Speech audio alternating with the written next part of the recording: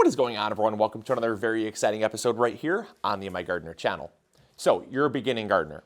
And if you're a beginning gardener, you're probably wanting to start your seeds soon.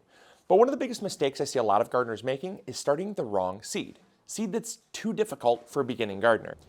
So when it comes to having a successful garden, a lot of gardeners pick the wrong varieties. And believe it or not, that can make the biggest difference between success and failure in the garden. There are a lot of varieties that are just tricky to grow. And if you fill up your garden with those and you don't have the knowledge or the know-how to grow the garden or to grow those plants, you're just going to be setting yourself up for frustration and failure and a lot of wasted time and money. And in my opinion, the best thing that you can do as a beginning gardener is to stick to these varieties that I'm going to give you guys. Use them as a foundation, use them as kind of a building block as a gardener, and then grow from there. You know, we weren't born perfect gardeners. At least I wasn't, and if you were, congratulations, you're one of the few. But we did not just pop into the world and instantly know how to grow everything. And so I found that when I was first starting out, I wanted to try growing literally everything. And I filled up my garden with kind of 80% difficult stuff and 20% simple stuff. And what I found is I ended up really setting my development back as a gardener because I was trying to really figure out what I was doing wrong with that 80% rather than focusing on the 20% that was easy to grow and I could really learn from. I was just distracted by all the hard things. And so in this video, I'm going to give you guys those easy things. You can challenge yourself if you want to, but I would say only challenge yourself with maybe 10% of your garden. Stick to 90% that's going to be easy. And also, all the varieties I'm going to give you guys, we do have in-depth growing guides on. We have videos, full-length videos on each individual thing so that you can dig deeper and actually build that foundational knowledge. All right, so the first variety that I want you guys to put into your garden, especially if you're a beginning gardener, are beans. Now, not any type of bean, specifically bush beans. The difference between bush beans and pole beans and drying beans, we've talked about that in another video about the differences, but the bush bean is the easiest to grow. It doesn't need any support. You don't need a specific time to dry the beans, know when they're dry, things like that. You literally just plant the seeds, make sure they are, well watered, well fertilized, in good fertile soil, and they're going to grow. Now, any bush bean is going to do great for you. Things like strike bean, it's just one of the bush beans that we have, but there's contender, there's jade, there's the Maxibel haricot, that's like a French slenderette bean. There's antiqua, there's provider, landrath, top crop. Now you might be thinking to yourself, whoa, which one do I pick? That's really where you have to go in, read the descriptions, read kind of the profile of them, how big they get, how much they produce, the flavor, different things like that. Those nuances are up to you to decide. I can't tell you what you're going to like because that's up to, that's really up to you. I can tell you that, the household varieties are things like Blue Lake bush bean, Landrath bush bean, the strike bean or contender bean. Those are really common household name varieties that you could maybe, if you've never tried growing beans before, there's a reason why they're household name varieties. You could start with those. But also, like I said, leave some room for some surprise. I've been pleasantly surprised by varieties that I've never heard of before, and now they're staples in my garden every single year. All right, now the next vegetable you can grow is actually kind of a grouping of vegetables, and those are leafy greens. Leafy greens could not be simpler because they're just leaves. You basically just have to grow some leaves, and as long as they end up on your table, congratulations, you've grown them successfully. This is just a small example of some of the leafy greens available to you. There's one not represented in here that is a little trickier, and we'll talk about that in a second. But you can grow things like arugula, kale, Swiss chard, lettuce, and mustard greens. These are all different leafy greens. Collard greens could be another one. Like I said, there's so many leafy greens available to you as a gardener, and all you have to do is just grow them to the point where you can cut a few leaves and put them on your table, eat them in a salad or stir fry them, saute them down, juice them, throw them in a smoothie. Whichever way you consume your greens, you just have to end up with some greens in your body or on your family's plate, and you've grown them successfully. There's nothing really difficult about these leafy greens. Now, the nice thing with these leafy greens is that they're very forgiving. There's one that is not as forgiving, and that is spinach. Now, spinach is trickier, and that's just because there's a specific window you have to plant spinach. If you miss that window, you're sorry out of luck. And that's because If you plant it too late in the season, it's gonna go to seed. If you plant it too early, it can die on you. It can just really struggle growing and sprouting. It's just a trickier one. It's very heavy, it's very heavy feeding, so you have to know how to fertilize things. These are leafy greens that they are gonna require some care. Check the growing guide on them for more information, but you don't have to care for them nearly as much as, say, spinach. All right, so the next variety that a lot of you are gonna love are tomatoes. Now, you'll be happy to find out that as a beginning gardener, tomatoes are actually pretty easy to grow. But I want you to stick to a specific type of tomato because not all tomatoes are going to be the same. The ones that I want you to stick to are called determinate tomatoes. Now, if you've never heard of this term before, determinate tomatoes are just tomatoes that have a determined height, determined fruit yield. Everything about them is determined, so they're pretty easily maintained. If you're in like year 2 or year 3 of your gardening, I was gonna say career, but like your gardening lifestyle, because it's a lifestyle, it's a hobby, you can actually grow some more things, but basically these determinate tomatoes are gonna require the least amount of maintenance. They're gonna be the easiest to actually kind of control. They don't require things like pruning. They don't require as much staking. They're basically just gonna be nice and compact and easy to grow. With determinate tomatoes, you can pick from any type of tomato. So there's cherry tomatoes, there's plum tomatoes, there's beefsteak tomatoes, there's paste tomatoes. There's lots of different, kind of types of tomatoes, but you want to stick to a determinate. And most places will tell you if they are determinate or indeterminate. I can say that at MIgardener.com, we do tell you if they're determinate or not, because that's really important information to give someone. So for example, you'll see here this Roma tomato is a determinate. So you'll see here on the packet, it'll say determinate, but also on the website, it'll also tell you that it's determinate or indeterminate. And those are the ones that I would recommend you stick to as a beginner. Now again, it's not to say that you're going to fail if you're growing an indeterminate. It's just that once they get really big, if they get unmanaged, if you don't know how to take care of them or you don't know what to expect, you can potentially be setting yourself up for frustration because they do just keep growing. I mean, they're basically a vine. They just keep growing and keep fruiting, and they can get a little bit wild and unmanageable. So that's why I'd recommend for year 1, sticking to determinants. But after that, hey, there's like, the world's your oyster. There's so many indeterminates that's available to you that just get your footing, get your feet wet first, and then you can explore from there. All right, now cucumbers are really easy.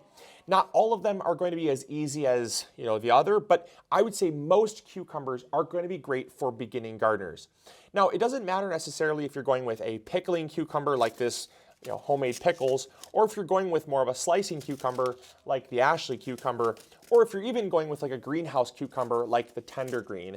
They're all very, very simple to grow. They require very little maintenance. You just have to make sure that you keep them planted either along a trellis or on the ground, making sure that you're watering the soil, not the leaves, because cucumbers are something that they can get diseased fairly simply, but also the remedies to the diseases are also really simple. So growing cucumbers are something that I think are very rewarding, something that most people can grow, not only in ground, but also in containers, which is great because as a beginning gardener, you might not be growing in ground. So these are ones that can grow in containers, and basically, the size of the container is going to dictate how much fruit you get, but even in like a 5-gallon container, you should be able to have success with literally any cucumber. So, hey, we carry like 15 different varieties of cucumbers, so give a couple a try and see which one you like best, because I guarantee you'll have success with them. And then there's squash. Now, squash is so easy. A lot of people overcomplicate squash, but you don't have to, especially when it comes to summer squash and zucchini. Those are the two that I would recommend for beginning gardeners. The reason why is because you can eat them at any stage. Now, with things like winter squash, those again are kind of like year 2 or year 3 type of squashes that you should be growing then, once you kind of have gotten your feet wet and you know how to grow a squash. The nice thing with summer squash is you can eat them when they're like this long or when they're like this long. They're still just as edible. Now, some might get a little seedier than others, but they're still a very edible squash. With winter squashes, you have to wait for them to kind of cure. You have to wait for the skins to harden, the plants to die. You kind of have to know when they're ripe and ready to harvest. With zucchinis and summer squash, literally, if they look good to eat to you, they're good to eat. And so those are really, really easy. Now I want to talk about the next crop, which is like probably one of the easiest crops you can be growing, and that's peppers. So these are peppers. Now peppers are so easy to grow. Whether you're growing a hot pepper, mild pepper, sweet pepper, it doesn't matter. They are so unbelievably easy to grow. Now they do take a while longer than other crops in the garden, but in terms of their difficulty, they're extremely easy because again, peppers, just like summer squash, can be eaten at any stage. Now the flavor will kind of mature as the fruit kind of ripens, but you can eat a green bell pepper, or you can eat that same green bell pepper once it's fully ripened into like a red bell pepper, and it's just gonna get a little bit sweeter, but you can eat it at any stage. The other nice thing with peppers is the fact that they're low, compact, they don't need a whole lot of support. They basically are, as soon as you fertilize them, which check our growing guide for the fertilizing and stuff like that, but as soon as they're fed and fertilized, they're basically just a set it and forget it plant, which I love. Again, longer grow time, but they basically take care of themselves once you get their needs taken care of. So peppers are super easy. A common question we do get asked with peppers is, are there any peppers that are easier than others? And I kind of already touched on that. And the answer is not really.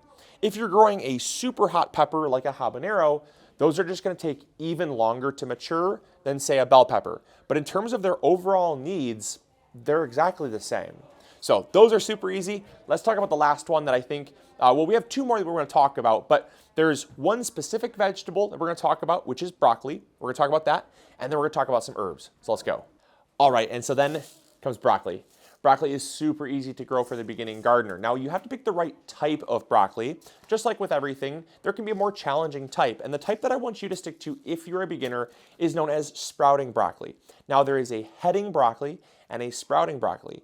Also, quick side note, if you're curious about the different varieties like sprouting broccoli and the differences between sprouting broccoli and heading broccoli or leaf lettuce versus heading lettuce, go check out, I'll link in the description box below, a great video we did kind of highlighting the differences between the two varieties, like pole beans and bush beans and drying beans, or shelling beans and shelling peas and snap peas. I talked about all the different varieties, and so broccoli is no exception. Sprouting broccoli is great because it does not form a head, and that's what makes it really easy. You're going to be harvesting the little side shoots that grow off from the broccoli plant, meaning that you don't have to wait for a certain time, you don't have to get the planting date right, you don't have to get the temperature right, you don't really have to get a whole lot right to harvest something from your broccoli. And in my opinion, when you're starting out gardening, just getting something is better than getting nothing, and getting something kind of gets you excited about the potential prospect of, well, if I'm already getting something this year, imagine once I've learned something. Imagine once I've actually gotten a year or two under my belt where I'm going to be.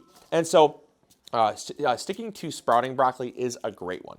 All right, and finally is another grouping of plants, and that is herbs. So we talked about all these other vegetables that are really easy to grow. And I know that herbs are an integral part of most people's garden, because if you do any cooking at all, spicing it up with some different flavors is kind of important. And so that's really where herbs come in. Now, some herbs are more complicated than others. So I'm going to give you, in my opinion, the easiest herbs to grow. Not only, again, all of the vegetables and all the herbs that I've been talking about are going to be good in not only containers, but in ground. So regardless of how you're growing, these are going to be the easiest to go with. The first one are basils. There's a lot of different basils. They're all going to be the same with how easy they are to grow. Now, again, the biggest thing is the growing guides. I cannot stress this enough, that the growing guides are going to give you in-depth information on how to grow them if you're curious on how to grow them more and you don't even know how to grow them. I'd recommend checking it out. But basil, super, super easy. The other ones that are really easy are things like dill. They basically are, well, they're called dillweed for a reason. They grow like a weed. You really cannot kill them. They're so simple to grow. Another one that is kind of an herb, but kind of a vegetable, are chives. Chives are basically something you cannot kill. They're in the onion family. They spread super easily, and in some cases can spread too easily. And so they are very, very easy to grow, super drought resistant, you could throw them in a small pot, throw them in a big pot, you can neglect them. They love life. They love life no matter where you put them. And then finally are herbs like parsley and oregano. These are your other kind of popular Italian herbs. Very, very easy to grow. They grow in a variety of different conditions. They like dry, arid environments, as well as more damp conditions as well. They are pretty hardy when it comes to cold, so they're cold weather. Oregano is a perennial. It's going to come back year after year, and it kind of just grows like a bush. You plant it, as long as you've got it in good quality soil, it's going to grow for you and thrive for you.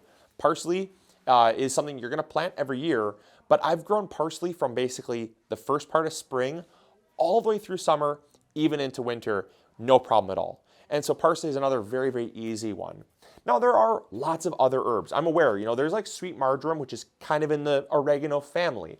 There's things like spearmint. There's tarragon. There's lots of other herbs that are pretty similar in just like their growth habits that are going to be easy.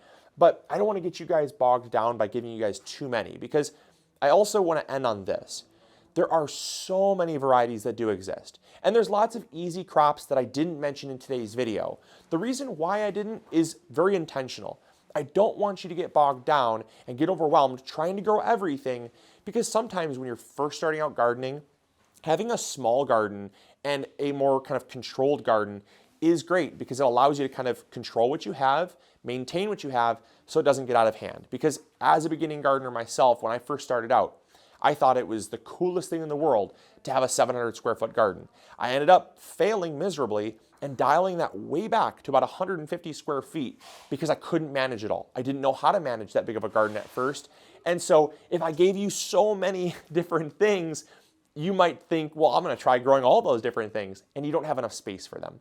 So I gave you the things that I think you're going to have the most fun with, the things that I would start if I was a beginning gardener, how I would have started.